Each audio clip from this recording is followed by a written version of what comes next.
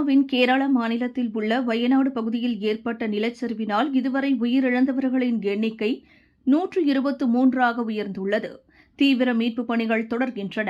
வயநாடு வட்டாரம் காங்கிரஸ் தலைவரும் இந்திய நாடாளுமன்றத்தின் எதிர்க்கட்சித் தலைவருமான ராகுல் காந்தியின் நாடாளுமன்ற தொகுதியாகும். உயிரிழந்தவர்களில் குழந்தைகளும் அடங்குவர். மரணமடைந்தவர்களை அடையாளம் காணும் பணிகள் தொடர்கின்றன. இந்த நிலச்சரிவு சம்பவத்தில் 400க்கும் மேற்பட்ட குடும்பங்கள் சிக்கியிருக்கின்றன. பல இடங்களில் பாலங்கள் அடித்து சென்றதால் மீட்புக் குழுக்கள் அந்த இடங்களுக்கு செல்ல முடியாத சூழல் நிலவுகிறது. மேலும் பலர் இந்த நிலச்சரிவுகளில் சிக்கி இருக்கலாம் என அஞ்சப்படுகிறது. மிக அதிகமாக மழை பெய்த காரணத்தால் கேரளாவில் பல பகுதிகள் வெள்ளத்தில் சிக்கியிருக்கின்றன. மோசமான நிலச்சரிவுகளும் ஏற்பட்டு இருக்கின்றன.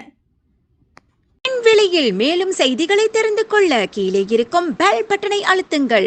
உங்கள் ஆதரவை வெளிப்படுத்த லைக் மற்றும் ஷேர் செய்யுங்கள். தொடர்ந்து விண்வெளியுடன் உங்கள் பயணத்தை தொடர்ந்திருக்க சப்ஸ்கிரைப் செய்யுங்கள்.